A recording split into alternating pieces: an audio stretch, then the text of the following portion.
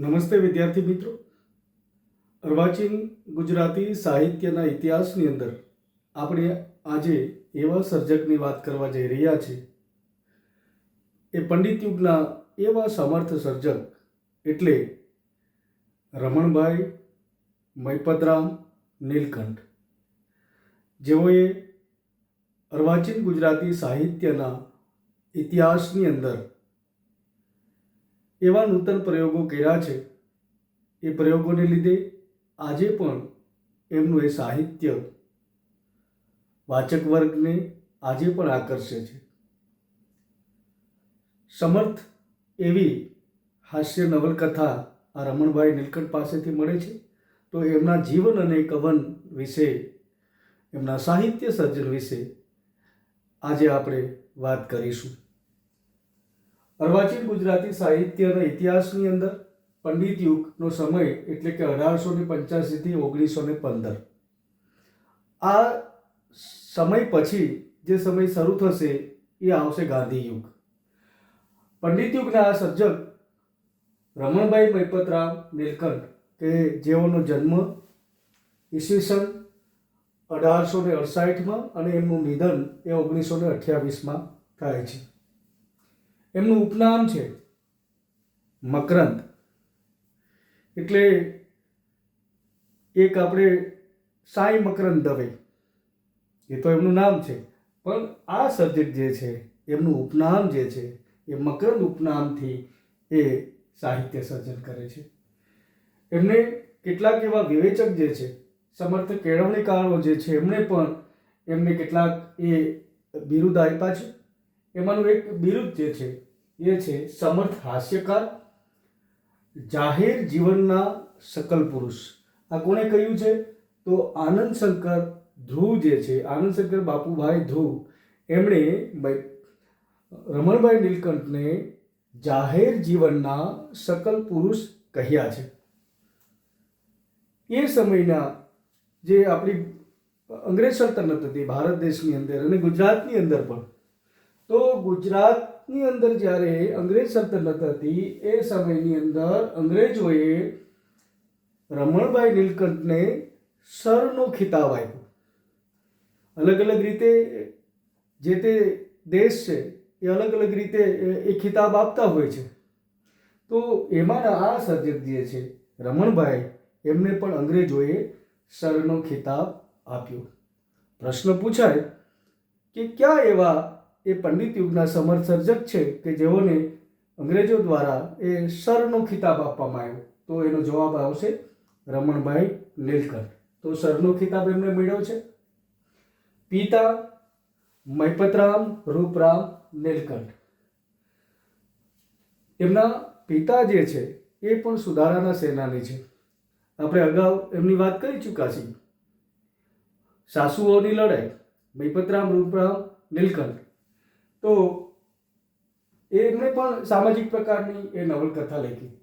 તો એમના પિતા એ મૈપતરામ રૂપરામ નીલકંઠ શિક્ષણ, સંસ્કાર, સાહિત્ય, પ્રેમ અને સુધારા માણસનો જે કંઈ વારસો જે છે એ એમના પિતા પાસેથી, મૈપતરામ જે છે એમની પાસેથી એમને એ ગળથુથીમાં મળે છે.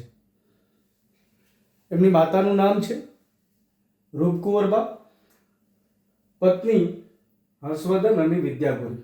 જે આપણે અગાઉ અભ્યાસ કર્યા એક સર્જકનો, નરસિંહરાવ દિવેટિયા, તો એમના ભાણેજ જે છે વિદ્યાગોરી જે છે, આ વિદ્યાગૌરી સાથે એમના એ લગ્ન થાય છે.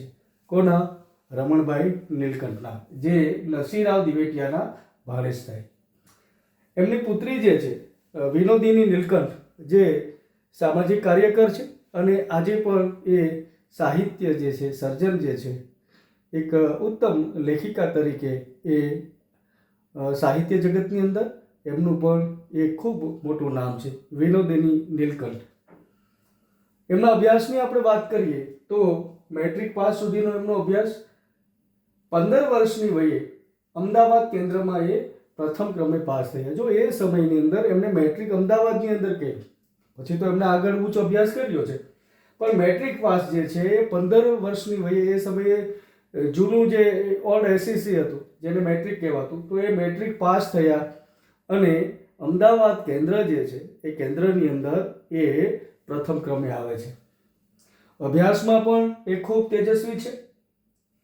ગુજરાત કોલેજ અમદાવાદ, તો એમનો જે અભ્યાસ થયો છે ગુજરાત કોલેજ અમદાવાદમાં પણ થયો છે અને એલ્ફિન્સ્ટન કોલેજ મુંબઈમાં એમણે BA કર્યું અને ત્યાં એ પ્રથમ નંબરે એ પણ ત્યાં રહ્યા છે. અને આ મુંબઈ યુનિવર્સિટી જે છે એ મુંબઈ યુનિવર્સિટીની અંદર એ ફર્સ્ટ આવે છે. એટલે ખૂબ જ તેજસ્વી વિદ્યાર્થી તરીકે રમણભાઈ રહ્યા છે. એમણે પણ કાયદાનો અભ્યાસ કર્યો છે અને શિરસ્તેદાર અને જજ તરીકેની પણ એમણે સેવા આપેલી છે. એમણે કેટલાક હોદ્દા જે છે એ પણ ભોગવ્યા છે. એમાં અમદાવાદ નગરપાલિકાના એ પ્રમુખ રહી ચૂક્યા. ત્યારબાદ પ્રાર્થના સભા જે છે તો પ્રાર્થના સભાના પણ એ પ્રમુખ રહી ચૂક્યા છે. સાથે પ્રાર્થના સભાનું જે જ્ઞાન શુદ્ધા નામનું જે મુખપત્ર જે ચાલતું, એમના એ સંપાદન તરીકે 3 વર્ષ જેટલું એમને એ કામ કર્યું છે, સેવા આપી છે. અને ગુજરાત સાહિત્ય સભાના એ અગ્રણી તરીકે પણ આપણી સમક્ષ આવે છે. આ સર્જક રમણભાઈ નીલકંઠ, કે એમની પાસેથી એવા સમર્થ પુસ્તકો, સમર્થ ગ્રંથો આપણને મળે છે.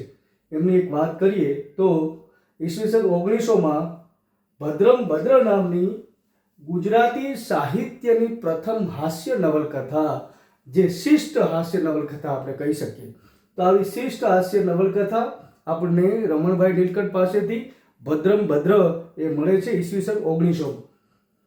અને બીજી એક વાર્તા જે છે ગ્રંથ, તો એ વાર્તા એમની અધૂરી રહી છે. એ પણ હાસ્ય પ્રધાન વાર્તા હતી. એ ગ્રંથનું નામ હતું શોધમાં. તો આ એમની જે છે એ અધૂરી રહેલી જે વાર્તા છે.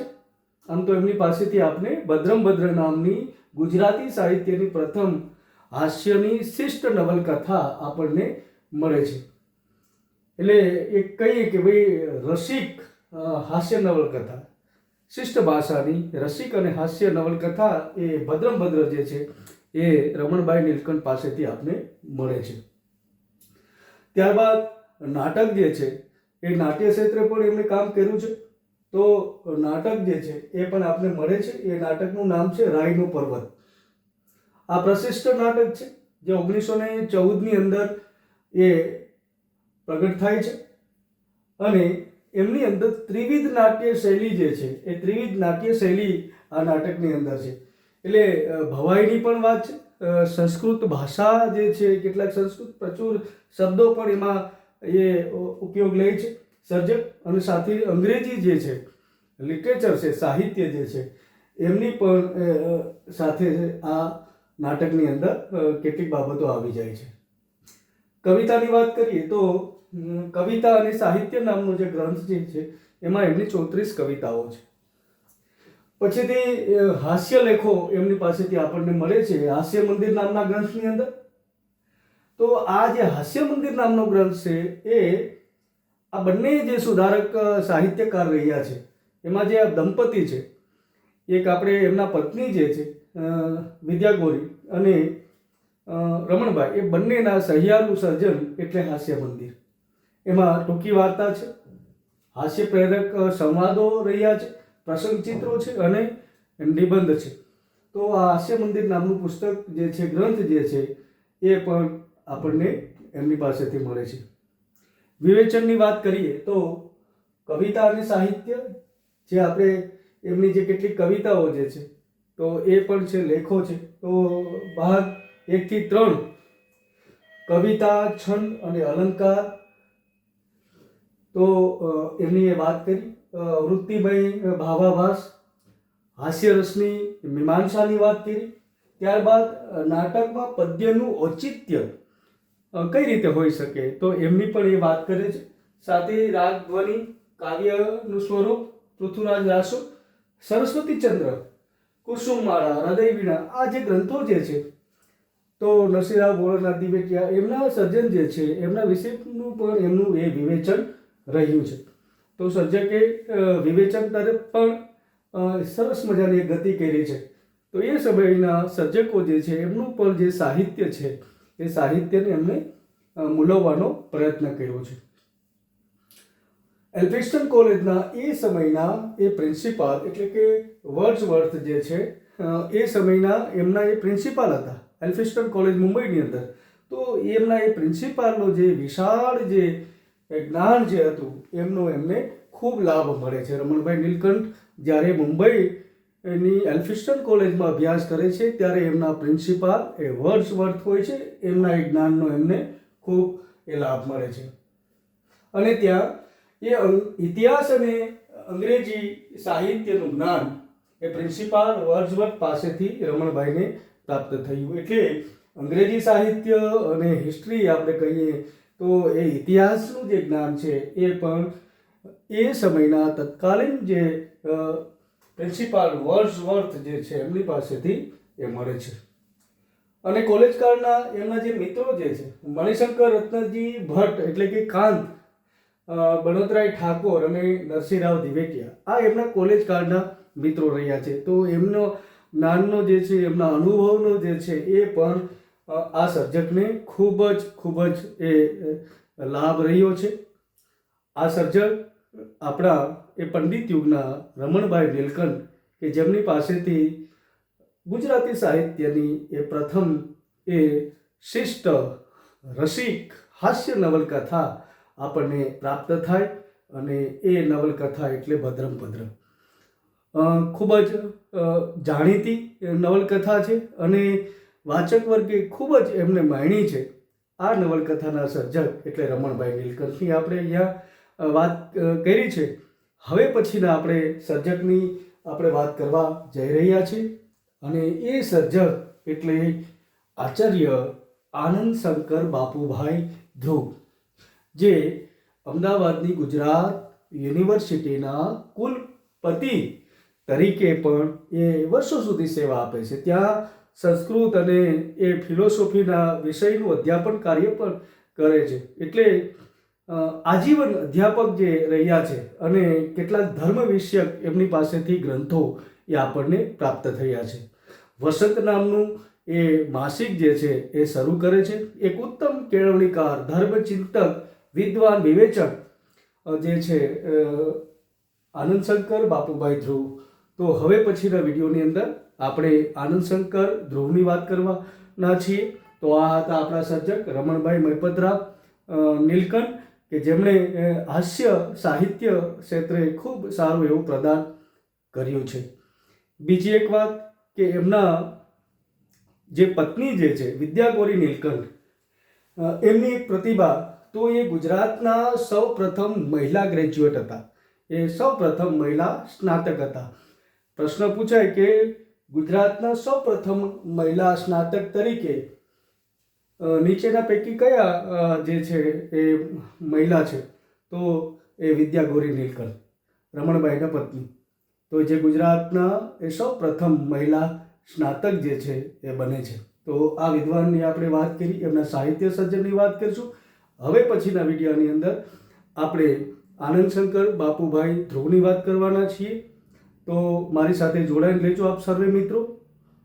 મારા આ વિડીયો જે છે એને લાઈક કરજો, શેર કરજો અને સબસ્ક્રાઈબ કરજો.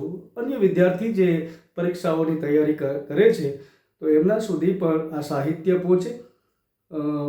વિશેષ નેક્સ્ટ વિડીયોની અંદર આપણે જોડાશું. આપ સર્વેનો ધન્યવાદ.